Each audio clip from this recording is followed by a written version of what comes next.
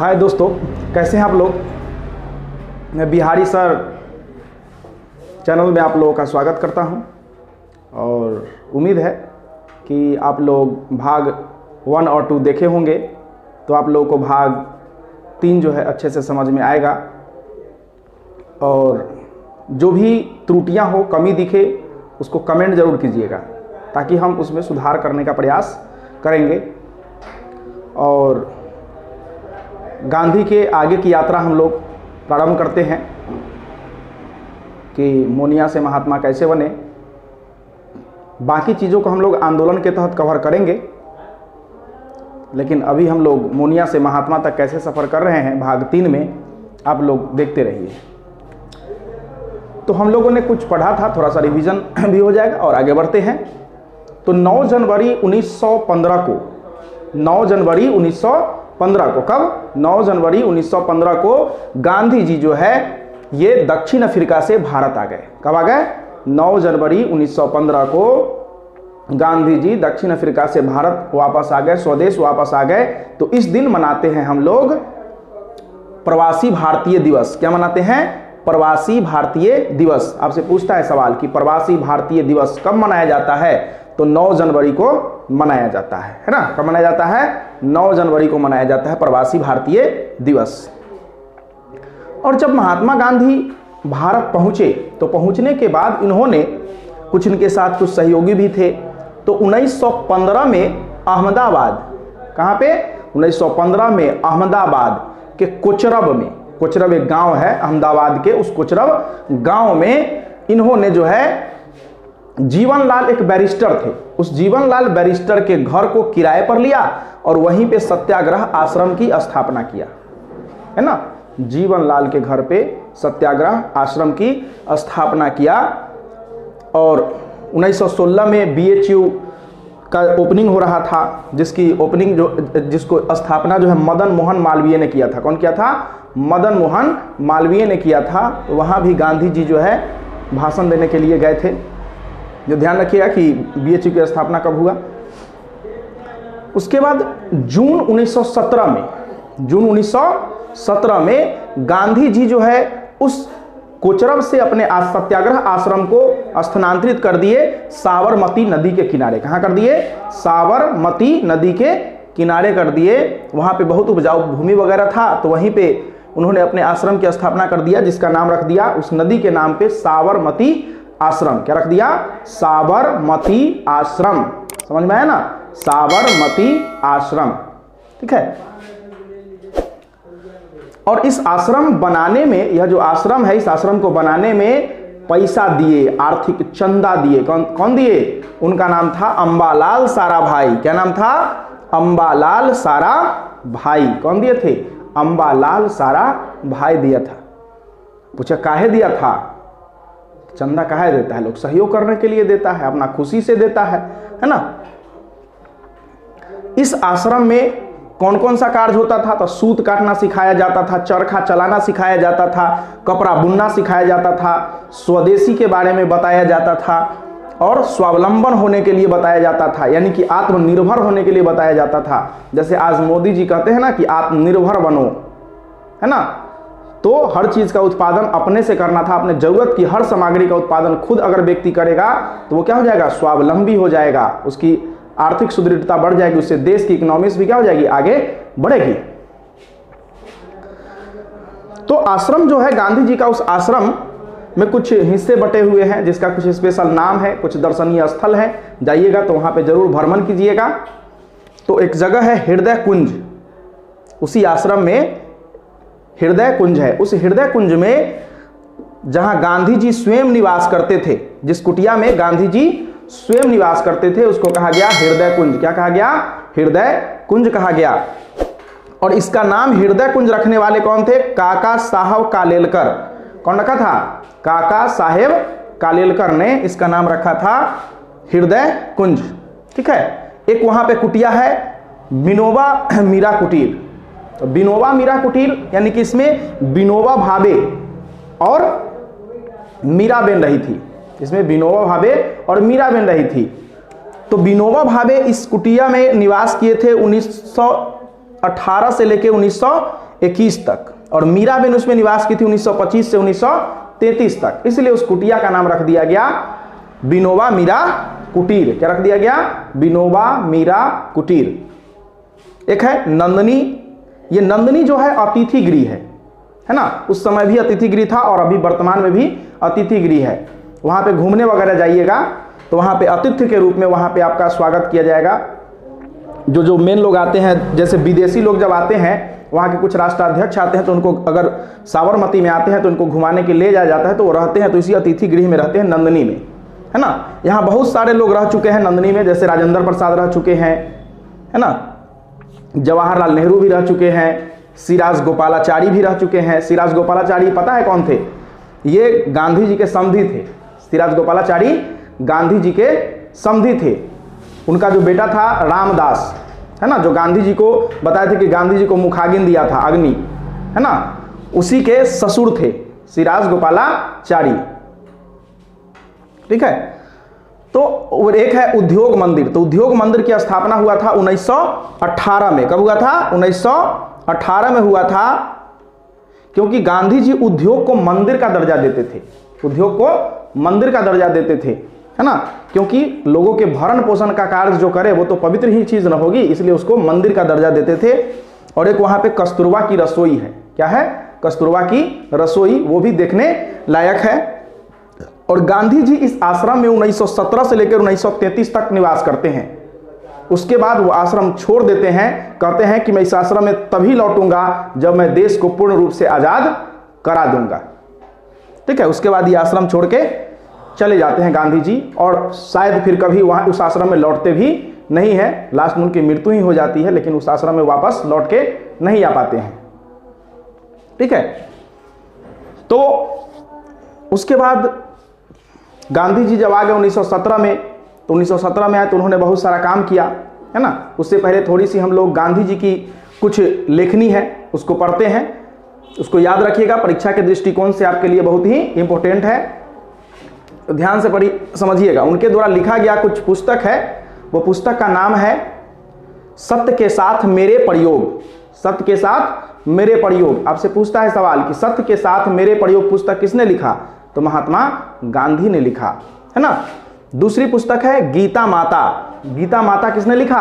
गांधी ने लिखा। गांधी जी गीता को अपनी माता कहते थे। क्या कहते थे? माता कहते थे। कहते थे कि एक मेरी दो माँ है, मेरी दो माँ है, एक माँ जिसने मुझे जन्म दिया है और एक गीता मेरी माँ है। जब भी मुझे कोई समस्या होती है तो मैं गीता लेकर के बैठ जाता हूँ, मेरी सारी समस्याएं, मेरी सारे दिक्कत जो है पल भर में समाप्त हो जाते हैं, है ना। हर सवालों का मुझे जवाब मिल जाता है। इसलिए गांधी जी ने कहा कि मेरी दो माँ है, एक माँ नहीं, है ना।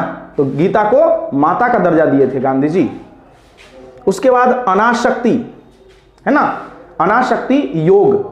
गांधी जी ने पुस्तक लिखा है अनाशक्ति योग। 7 महाव्रत, कुछ पुस्तक का नाम आप लोग सुने भी नहीं होंगे, है ना। तो 7 महाव्रत पुस्तक भी गांधी जी ने लिखा है। इंडिया इज माई ड्रीम, ये भी पुस्तक गांधी जी ने लिखा है। गांधी जी ने कुछ समाचार पत्र का संपादन किया है, जिसमें आपको इंडियन ओपिनियन, मैंने पढ़ाया था कि 1904 में दक्षिण अफ्रीका में इन्होंने इसका जो है सो उद्घाटन किया था, वहीं शुरू हुआ था इंडियन ओपिनियन। उसके बाद यंग इंडिया इन्होंने शुरू किया था। फिर 1934 में हरिजन नामक पत्रिका शुरू किया था। और गांधी जी ऐसे पहले व्यक्ति थे जो कि दलितों को सबसे पहले हरिजन कहे। क्या कहे? हरिजन कहे। पूछता है कि दलितों को हरिजन शब्द किसने दिया था? तो महात्मा गांधी ने दिया था। हरिजन यानी हरि मतलब भगवान और जन मतलब भाई, यानी कि वो भी क्या है? भगवान के लोग हैं, भगवान के भाई हैं। ठीक है। गांधी जी के उपनाम, गांधी जी के कुछ उपनाम है ना, जो कौन कि कोई कोई व्यक्ति ने दिया है, जैसे महात्मा। इसके बारे में एक रोचक कहानी है कि जब गांधी जी चंपारण सत्याग्रह, है ना, चंपारण सत्याग्रह से आप लोग वाकिफ होंगे ही, और मैं भी पढ़ाऊंगा अच्छे से चंपारण सत्याग्रह। बाकी हर आंदोलन के बारे में हम डिटेल से कवर करेंगे, है ना। अभी गांधी के बारे में ब्रीफ में थोड़ा थोड़ा चर्चा कर रहे हैं। तो चंपारण सत्याग्रह जब सफल हो जाता है, उसके बाद गांधी जी और रविंद्रनाथ टैगोर एक साथ मिलते हैं। तो गांधी जी कहते हैं रविंद्रनाथ टैगोर को गुरुदेव, और रविंद्रनाथ कहते हैं कि कहिए महात्मा, है ना। रविंद्रनाथ टैगोर को गांधी जी क्या कहते हैं? सुनिए गुरुदेव। तो रविंद्रनाथ टैगोर रिप्लाई करते हैं कहिए महात्मा, है ना। उसी समय से महात्मा गांधी का नाम पड़ गया महात्मा, यानी मोनिया से क्या हो गया, महात्मा हो गया गांधी जी, है ना। महात्मा का मतलब क्या होता है, महा मतलब महान, और आत्मा, जिसकी आत्मा महान है उसको कहते हैं महात्मा, है ना। तो मोनिया से गांधी जी क्या बन गए, महात्मा। और बनाने वाले कौन कौन दिए उपाधि, रविंद्रनाथ टैगोर। कौन दिए, रविंद्रनाथ टैगोर। समझ में आ गया बात। हाँ, इधर उधर मत देखो, पढ़ाई करो, आराम से शांति से पढ़ाई करो भाई। लाइव बनाना है तो पढ़ाई जरूरी है ना। पढ़ाई अमृत है, समझा कि नहीं, कि तुमको महान बना देगा, कहां से कहां ले जाएगा। अगर पढ़ाई नहीं करोगे तो फिर बहुत आगे दिक्कत है, ठीक है। न तो फिर सरकार के झंडा धोओगे, नहीं पढ़ोगे तो क्या करोगे, दूसरा कोई काम नहीं है। तो महात्मा उपाधि कौन दिया, रविंद्रनाथ टैगोर, है ना। और राष्ट्रपिता कहे थे सुभाष चंद्र बोस। कौन कहे थे, सुभाष चंद्र बोस ने कहा था गांधी जी को राष्ट्रपिता। क्या कहा था, राष्ट्रपिता। समझ में आया ना, घुसा ना भेजा में, भेजा में तुम लोग को घुसता नहीं है, बार बार कहना पड़ता है। अब बापू कहे थे जवाहरलाल नेहरू। कौन कहे थे, जवाहरलाल नेहरू। झपिया कथी रहा है, सुनो बनिया से, लगता है कि ऊँघी लग रहा है इसको, रात को नहीं सोता है, मोबाइल खेल चलाता है, पढ़ो भाई। उसके बाद अर्धनग्न फकीर कहा था कौन, तो अर्धनग्न फकीर को लेकर के दो लोगों में कंट्राडिक्शन है, एक विंस्टन चर्चिल और एक फ्रैंक मूरे। तो ऐसा कहा जाता है कि गांधी जी जब जा रहे थे गोलमेज सम्मेलन के लिए, है ना, तो जब सीढ़िया पर पैर रख रहे थे गांधी जी, तो इनका जो लंगोटा था, आधा पर लंगोटा था और पूरा शरीर नंगा था, लाठी लेके एकदम जीर्ण शीर्ण शरीर से चढ़ते जा रहे थे सीढ़ी पर। तो उसी समय विंस्टन चर्चिल ने कहा गांधी जी को अर्धनग्न फकीर, अर्धनंगा फकीर, ठीक है, जो कि उसके तन पर पूरा वस्त्र भी नहीं है और वो भारत की आजादी के लिए इतना बड़ा कार्य कर रहा है, ठीक है। उसके बाद one man boundary force, Gandhi ji को क्या कहा गया, वन मैन बाउंड्री फोर्स। क्यों कहा गया, क्योंकि अंग्रेज जो है ये क्या किया कि जब दंगा फैल गया था हिंदू और मुसलमान के बीच में, राइट फैल गया था, है ना, तो अंग्रेज कितना भी अपना आर्मी भेजता था, कितना भी सेना को भेजता था, वो दंगा शांति नहीं होता था। और गांधी जी एगो लाठी ले ले हिलैत हिलैत पहुंच गए, ठीक है। गांधी जी का सब कदर करता था, चाहे हिंदू हो चाहे मुस्लिम हो। गांधी जी जैसे ही पहुंचे वैसे ही आंदोलन शांत हो गया, ठीक है। इस तब जाकर के उसको जो है माउंटबेटन ने कहा वन मैन बाउंड्री फोर्स, यानी कि हमने पूरे आर्मी को भेजा लेकिन शांति नहीं हुआ, लेकिन गांधी जी अकेले जो है पूरे बाउंड्री फोर्स के बराबर हैं, ठीक है। समझ जाओ, तू लोग कहता है बुढ़वा है, बुढ़वा में कितना दम है ना। और गांधी जी प्रथम विश्व युद्ध में अंग्रेज का साथ दिए थे, समझे, हाँ, साथ दिए थे, मतलब कि अंग्रेज का हेल्प किए थे, लोगों को कहे थे कि सेना में भर्ती होइए, है ना। तो इसलिए अंग्रेज जो है गांधी जी को उपाधि दिया था सर्जेंट की उपाधि। किसकी उपाधि दिया था, सर्जेंट की उपाधि दिया था। समझ में आया बात की नहीं, हाँ, सर्जेंट की उपाधि, ठीक है। चलिए, सर्जेंट मतलब भर्ती करने वाला एजेंट। क्या दिया था, भर्ती करने वाला एजेंट। समझा कि नहीं, दिमाग खोल के समझो, भूसा मत भरो दिमाग में, है ना, अभी भी भूसा भरल, ध्यान से समझो, ठीक है। तो सार्जेंट की उपाधि मिला था गांधी जी को। अब थोड़ा सा चर्चा कर लेते हैं आंदोलन की। तो गांधी ने कौन कौन से आंदोलन में भाग लिया, तो 1917 में चंपारण सत्याग्रह। कहाँ, चंपारण सत्याग्रह। चंपारण कहाँ पड़ता है, बिहार में। कहाँ पड़ता है, बिहार में। बिहार के राजकुमार शुक्ल गांधी जी को बुलाने गए थे कि चलिए हमारे बिहार में समस्या है नील की खेती की, है ना, उसको सुलझाइए। तो गांधी जी आए और इस आंदोलन में सफलता प्रदान करके गए थे। और गांधी जी का भारत में सबसे पहला सत्याग्रह कोई है तो वह है चंपारण सत्याग्रह। क्या है, चंपारण सत्याग्रह। क्या है, चंपारण सत्याग्रह। उसके बाद दूसरा का ये किए अहमदाबाद मिल मजदूर आंदोलन में भाग लिए। किसमें भाग लिए? अहमदाबाद मिल मजदूर आंदोलन में भाग लिए। ठीक है, कब? 1918 में। और जिंदगी में, भारत में, जिंदगी में नहीं, भारत में पहली बार इसी आंदोलन में गांधी जी ने भूख हड़ताल रखा था। क्या रखा था? भूख हड़ताल। कहा कि जब तक अंग्रेज बात नहीं मानेगा हम क्या करेंगे? खाने नहीं खाएंगे, मर जाएंगे मंजूर है, लेकिन खाना नहीं खाएंगे। अंतिम में अंग्रेज को झुकना पड़ा, गांधी जी का बात मान लिया। ये भी आंदोलन सफल हो गया। फिर हुआ खेरा सत्याग्रह। ये किसानों की समस्या थी, गुजरात में ही पड़ता है खेरा। ठीक है, और यहीं पे सरदार पटेल से पहली बार मुलाकात हुआ था गांधी जी का। समझे कि नहीं? हाँ, आगे फिर पढ़ाएंगे आंदोलन को विस्तृत रूप से, टेंशन नहीं लेना है, पढ़िए आराम से।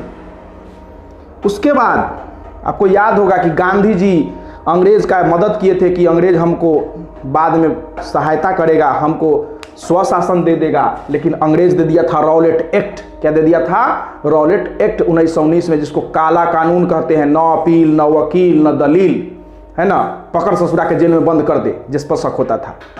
ठीक है, तो गांधी जी को लगा कि हम तो मांगे थे रोटी, दे दिया हमको पत्थर। गांधी जी गुस्सिया गए। क्या हो गए? गुस्सिया गए गांधी जी। समझे कि नहीं? गांधी जी गुस्सिया गए और उन्होंने शुरू कर दिया, लो रॉलेट सत्याग्रह। क्या शुरू कर दिए? रॉलेट सत्याग्रह 1919 में। काहे? जलियांवाला बाग या रॉलेट एक्ट के विरोध में। ठीक है, उसके बाद शुरू किए असहयोग आंदोलन। क्या शुरू किए? असहयोग आंदोलन। और इसी में गांधी जी बोले थे कि हम 1 साल के अंदर में, 1 साल के अंदर में छीन लेंगे, 1 साल के अंदर में छीन लेंगे क्या? अंग्रेज से अपना देश। अंग्रेज को यहां से भगा देंगे। अगर 1 साल अगर उसको सहयोग नहीं करेंगे ना तो अंग्रेज भाग जाएगा। ठीक है, किस में बोले थे? असहयोग आंदोलन में बोले थे गांधी जी। समझे कि नहीं? हाँ, तो पता है कुछ लोग इनका विरोध भी किया था कि गांधी सठिया गए हो कारे, 1 साल में तुम अंग्रेज को भगा दोगे। ठीक है, और रविंद्रनाथ टैगोर का नाम सुने होंगे। रविंद्रनाथ टैगोर ने कहा कि गांधी देखो, विदेशी कपड़ा को तुम जलवा रहे हो, ये गलत बात है। कपड़ा हमारा हो चाहे विदेशी हो, कपड़ों के जलाया जाना निष्ठुर बर्बादी है। क्या है? निष्ठुर बर्बादी है। चाहे मेरा कपड़ा हो चाहे किसी का कपड़ा हो, कपड़ा मत जलवाओ। आगे बढ़ते हैं। सविनय अवज्ञा आंदोलन, है ना, ये दांडी यात्रा से शुरू होता है 1930 में।